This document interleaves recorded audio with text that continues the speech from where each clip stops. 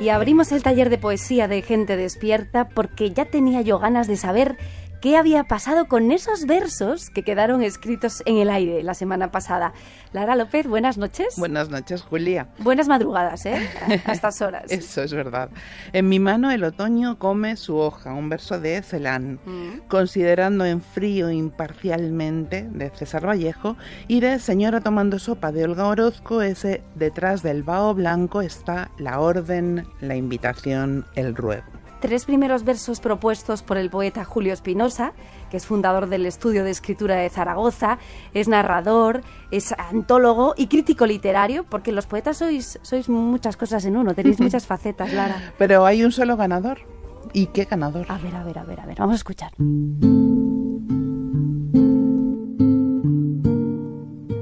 Detrás del vaho está la orden, y sin embargo, el cuerpo permanece quieto. ¡Ataque!, manda el capitán, pero tras el casco, el soldado no es capaz.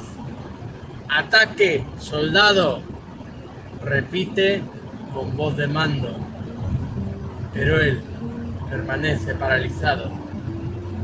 Detrás del cuerpo está la orden de derribar al enemigo. Detrás de un pensamiento más esquivo, permanece parado el soldado. Detrás del vaho está la orden y sin embargo el cuerpo permanece quieto.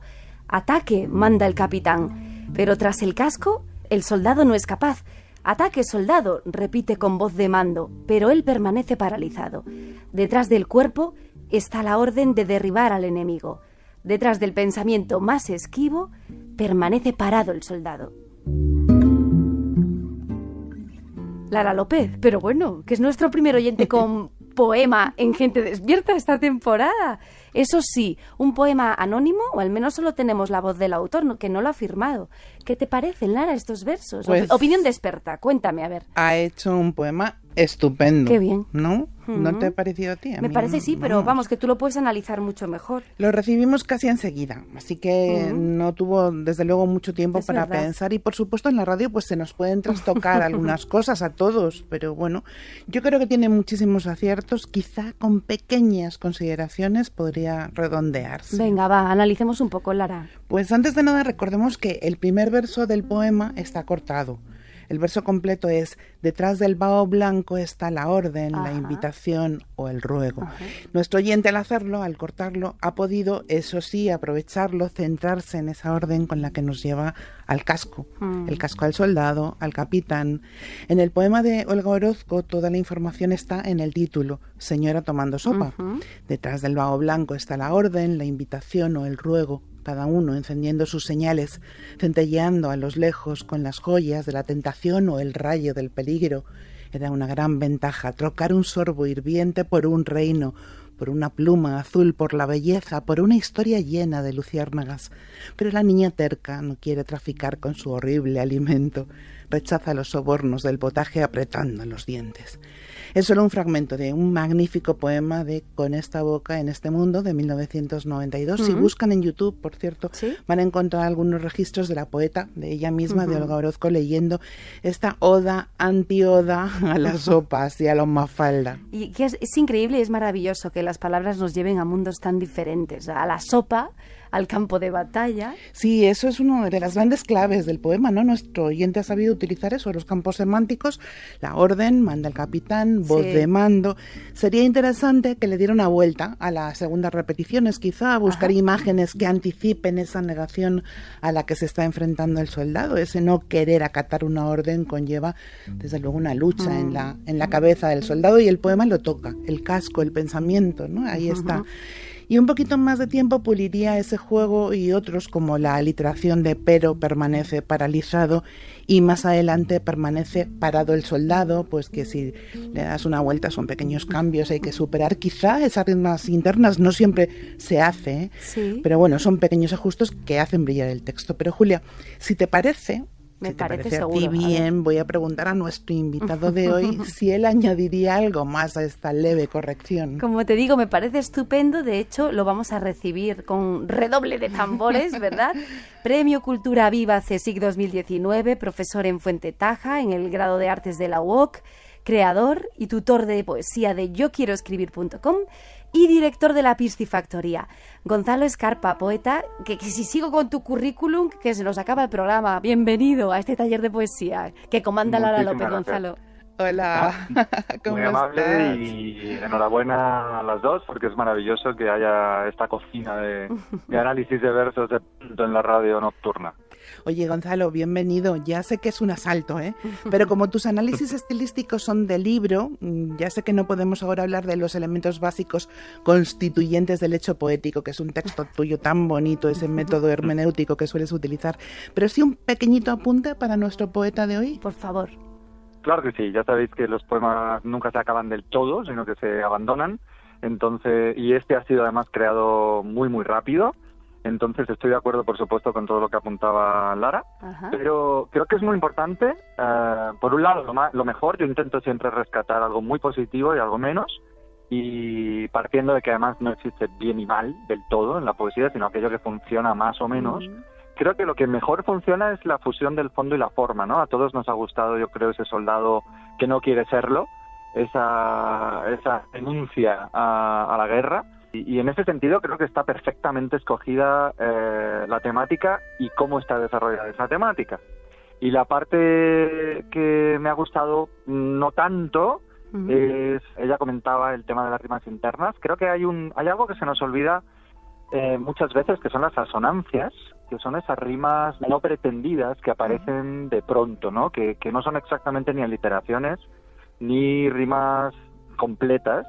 Algunos las llaman rimas relajadas, y bueno, es un texto que al que yo le recomendaría sin ninguna duda. Pulir esas asonancias lo que nos llevaría a trabajar la parte formal. Si os dais cuenta, son rimas, las del final de verso, muy contundentes, pero no es isométrico el poema, es decir, no tiene la misma medida todos los versos. He querido entender porque también al no verlo, al estar escuchando el poema, pues se nos pueden escapar esos detalles, pero creo que lo que yo le recomendaría como revisor de textos, como domesticador, sería sin duda que introdujera una medida exacta, que todos los versos midieran 8 u 11 o la medida que él desee en colaboración con el poema, claro, porque eso es lo interesante, que cuando escribimos un poema tenemos que escucharlo, tenemos que preguntarle cómo quiere ser él. Qué bonito esto, me ha encantado, Sí. ese diálogo con el poema. Pero en general le ponéis buena nota a este poeta anónimo ambos, Lara. Sí, de hecho, Absolutamente, por eso es el ganador. claro, me encantaría, de hecho, que lo revisara y que nos volviera a llamar a ver cómo Pues le ojalá queda. esté tomando buena nota este poeta anónimo. Queremos contarle algo más a la audiencia sobre Gonzalo Escarpa. Para los que no te conozcan, Gonzalo es autor de 6 libros de poemas, pero además ejerce una intensa actividad como gestor cultural.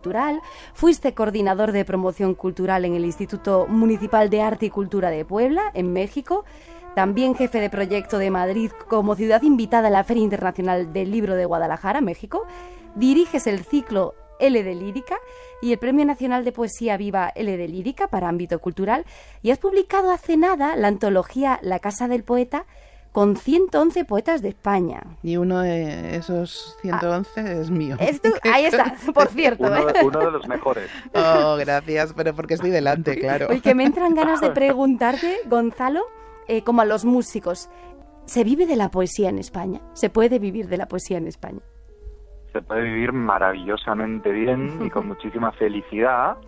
Y como decía Perú, Saizprez, otro poeta, como los superhéroes necesitamos 2 trabajos, ¿no? El oculto, que suele ser el poético, y luego el que todo el mundo conoce. En mi caso he tenido muchísima suerte y bueno, trabajo como profesor, como conferenciante, diferentes situaciones que tienen que ver con lo literario, ¿no? Que son paraliterarias, es decir, están cerca de la literatura.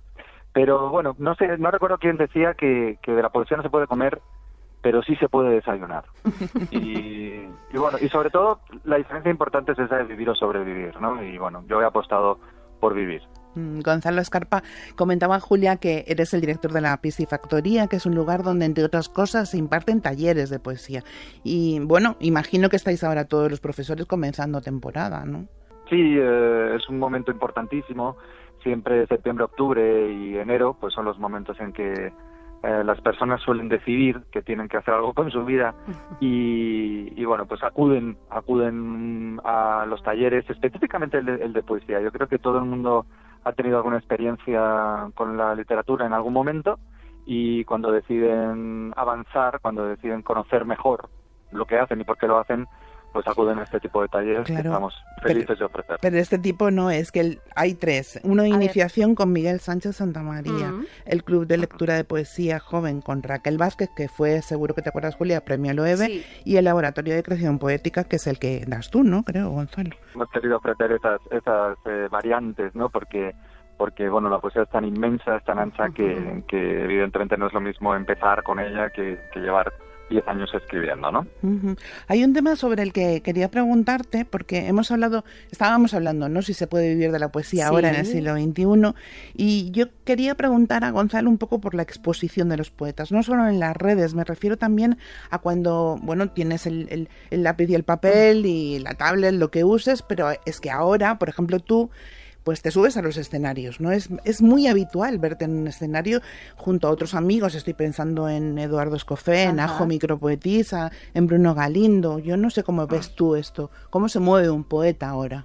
Bueno, yo creo que la poesía siempre ha sido viajera y vive en el aire, ¿no? Como decía Alberto Pérez, publicamos poemas y canciones en el aire. Y por eso los poetas siempre nos hemos reunido en recitales o en revistas, ¿no?, que es nuestro hábitat natural. Creo que el poema termina en el oído del oyente y entonces lo más lógico del mundo es que estemos constantemente recitando. Y en ese sentido la perfopoesía, la poesía escénica, la polipoesía, un montón de géneros que son menos conocidos tal vez al gran público, pero funcionan muy bien porque retornan de alguna manera cuando la poesía era canto. Es decir, volvemos al origen, no estamos haciendo nada moderno, ¿no? Si bien Garcilaso se acompañaba con un pífano, yo me acompaño con un DJ hoy día, pero es la misma idea de que la poesía esté hecha cuerpo, esté hecha presencia con el público. Oye, Lara y Gonzalo, también nos acercamos al momento en el que en este espacio pues Lara realiza una propuesta para la semana que viene y te quería preguntar, a ver, ¿qué encargo poético tienes para los oyentes de Gente Despierta? Lara. Pues he hecho un poco de trampa, le he pedido a Gonzalo que nos preste, es que claro, teniendo al super profesor, pues que nos preste uno de sus ejercicios habituales en clase. No sé qué te parece, A ver, Gonzalo, ¿qué se te ocurre?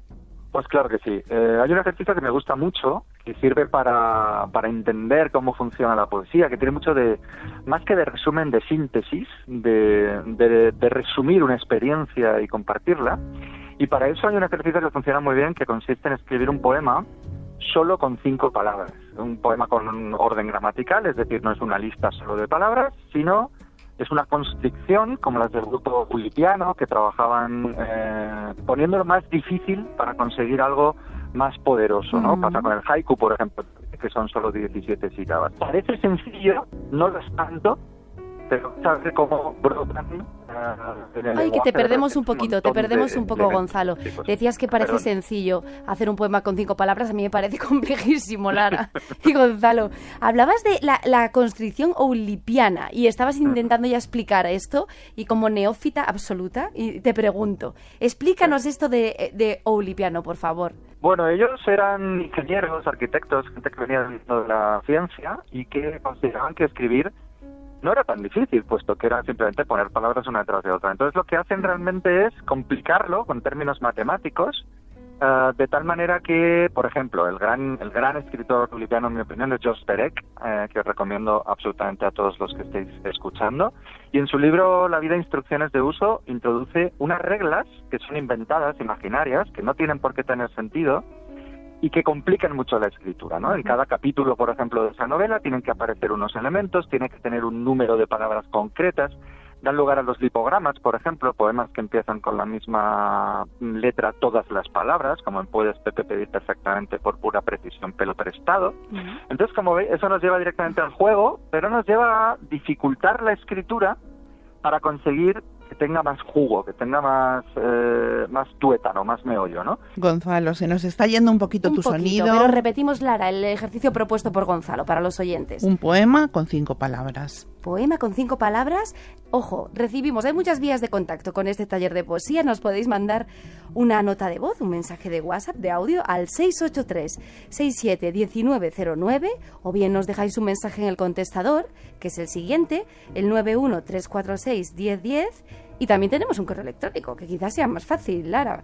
gentedespierta@rtve.es. Gentedespierta, todo seguido, @rtve.es. Bueno, y que tienen hasta el lunes. Sí, claro, porque si el no, martes luego tenemos que seleccionar un poquito, que cribar, ¿verdad? Hay que trabajar un poco desde aquí con nuestro cariño, y sobre todo nuestra admiración, porque la verdad es que yo creo que hay muchos poetas ahí detrás, al otro lado. Y oye, Gonzalo, que no se vaya todavía. No, claro, Lara. no te puedo decir porque queremos oír un poema tuyo. Por favor, Gonzalo, no te dejamos escapar sin una lectura de uno de tus poemas. Cuando Será quieras. Un placer absoluto. Muchas gracias. Y dice así: vivir es ir cantando hacia la muerte, no ir bailando, no ir sencillamente. Vivir es ir cantando hacia la muerte, no cantarle a la muerte, no morir hacia el canto, no dibujar la muerte. Vivir es ir cantando hacia la muerte. Porque podemos ir también muy silenciosamente, pero ¿por qué, pudiendo ir cantando hacia la muerte, ir en silencio? ¿Qué rencor o qué extraña cualidad de la nada nos iría a ir callados hacia allí? Ya que vamos, cantemos. Ya que cantamos, vamos. ¿Y si el viaje es el canto? ¿Y si es el canto el viaje?